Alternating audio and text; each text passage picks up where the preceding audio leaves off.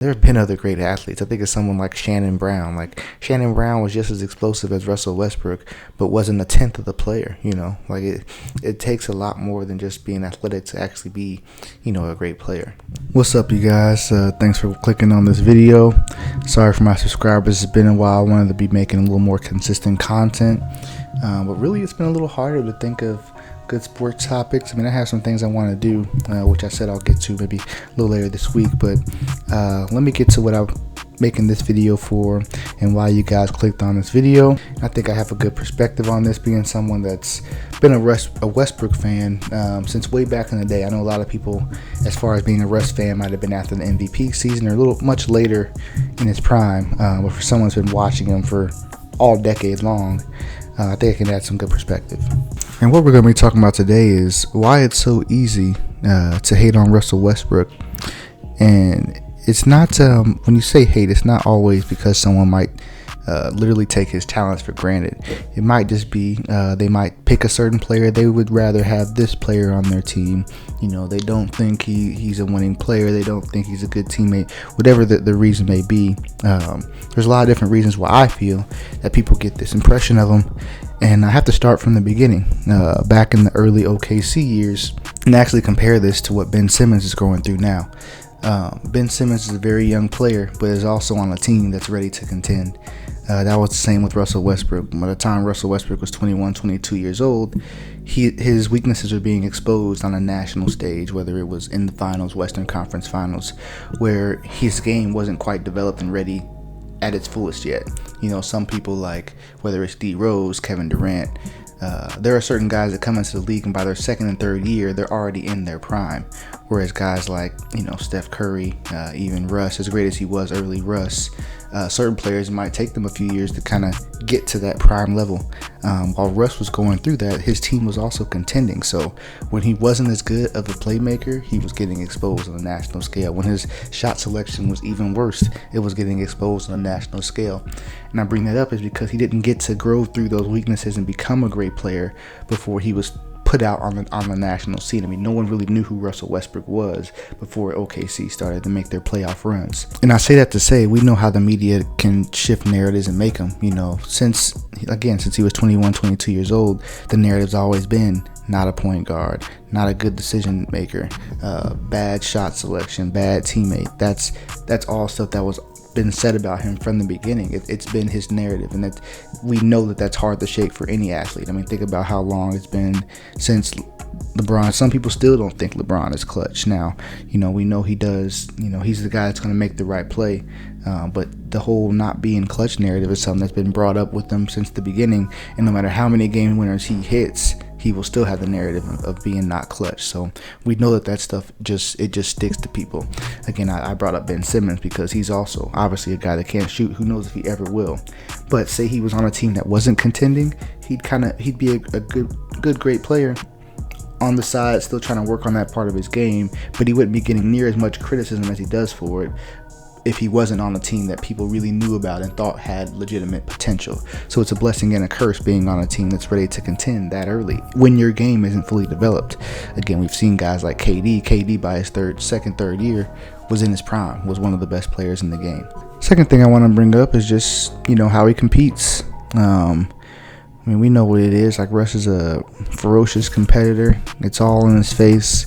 He plays with a lot of emotion, and definitely in his younger years, again, we talk about narratives being shifted, it was, he would show some, let's just say, immaturity at times, whether it was on the sideline, whether it was on the court, where he would let his emotions get the best of him, and it would, in those moments, it would hurt himself, or for a player or two, it would hurt his team, right? And these things happen, and I think that Westbrook puts it all out there. A lot of players do these kind of things where they either pout or they're struggling and they hurt their team in moments, but because they're not as expressive and as emotional, you don't even notice it as much. That goes back to why a lot of people will think they would rather have certain players, is because they're not putting themselves out there like Russ. Russ is attacking every play. He's showing all his emotion.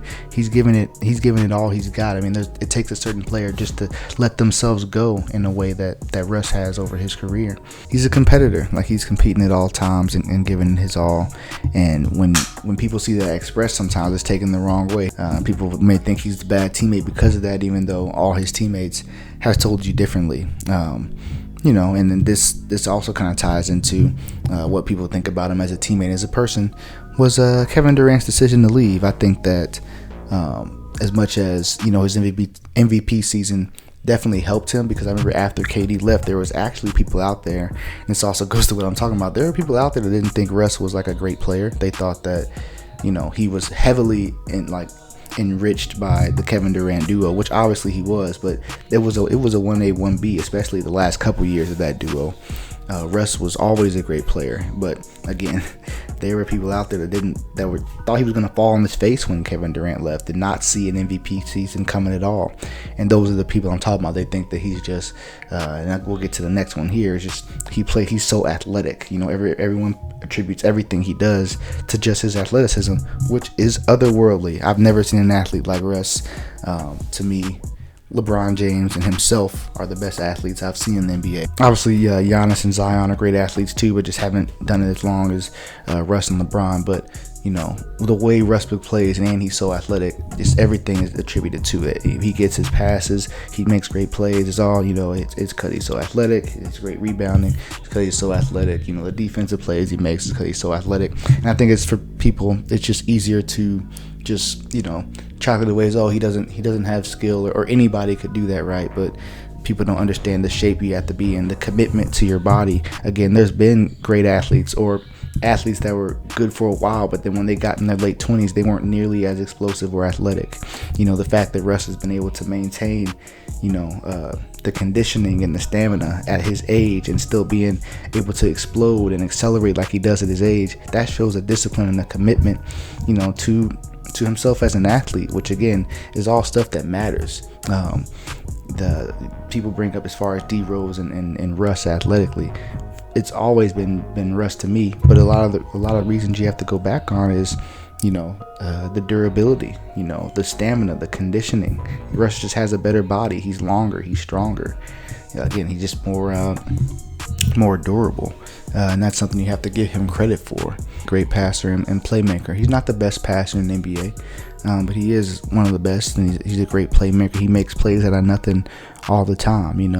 No, he's not the most skilled ball handler or shooter, but he's been able to work through that. Like, again, this is a guy that's averaged a 30-point triple-double. This is a guy that's won MVPs. I think he's the 7 or 8 time All NBA. I bring that up all the time because if Russ was somebody that you really couldn't win with, or it really wasn't good, there's no way in hell he'd have more All NBA selections than Steve Nash and Allen Iverson. There's just no way that would happen. Again, the coaches and media vote on this stuff. They know that Russ is a great player, but because of the way he plays, because it can be perceived as out of control, at times, or he's doing everything, he's doing too much. I think it's easy for people to be like, if such and such player did that, they could do the same thing, or do it better, when it's just not true. Those players don't have the will, they don't have the stamina, the durability to keep that up over not only just 82 games, but multiple seasons at a time. And it sucks that this is just the case for Westbrook, and his athleticism.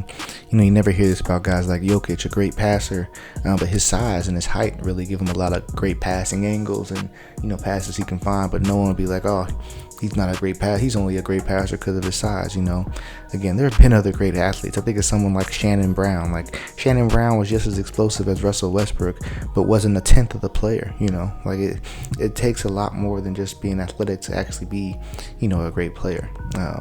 You can be a great athlete and not have a 30-point triple-double average and be an 8-time All-NBA player and beat all these Western Conference Finals runs and your team always in the playoffs. Like, again, he is a great player. Kyrie at his best, that is definitely it's close for me. But when you look at their careers, like, Kyrie seems to have peaked. He seems to have been the best he was ever going to be back in 2016, and hasn't added a whole bunch since then. And Russ just continues to add and add on, to his resume. I saw just the other day that Kyrie's only made 2 All NBAs in his career. That's pretty low. That's pretty low. Again, like I said, Russ has 7. The longevity and just guys able to do it each and every season, no matter what the situation is around them. I mean, that's skill and a quality that you can't overlook, but it seems to always be like everything with Russ, just overlooked and chalked up to, oh, anybody could do it if they had the situation, or anybody could do it if they had the athleticism, but they tend to forget like no one else has done it, or doing it.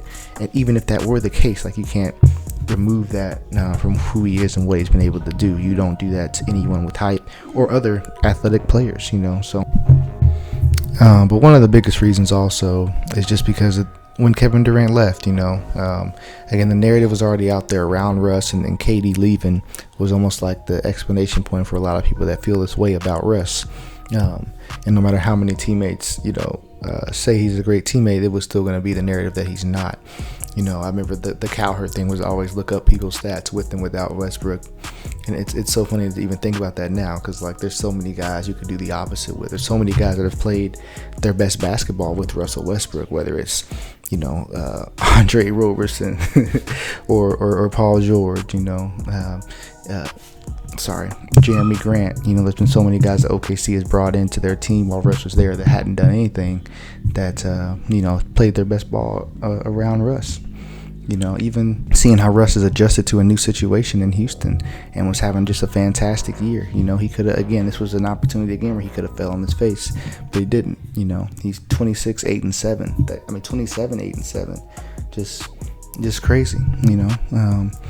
Again, him and KD had a lot of great years. Yeah, he won his championships in Golden State, but he also he had a fantastic run with Russ and OKC as well. You can't take that from him. Anyway, guys, this was more of just a spontaneous video, not probably my best put together thing. I'm just waking up, so my voice probably isn't the best, but I've been seeing over the last couple of days, been a lot of start one, pick one, trade one, whatever they're doing with all these players, or who you want to build your team around. And there's been like 5 different ones, and they all have to deal with Russell Westbrook. And I think it's just because he's so polarizing, and it's easy for people to say, I'd rather have Kyrie, I'd rather have Dame, I've heard people say they'd rather have Conley or Lowry, like when those guys are playing well and Russ is playing bad, because it's so easy to look at Russ's warts and his faults because he puts himself out there so much. He's giving you his all. He's showing you full emotion.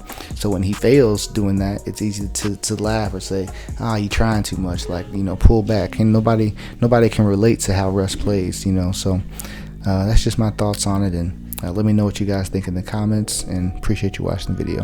All right.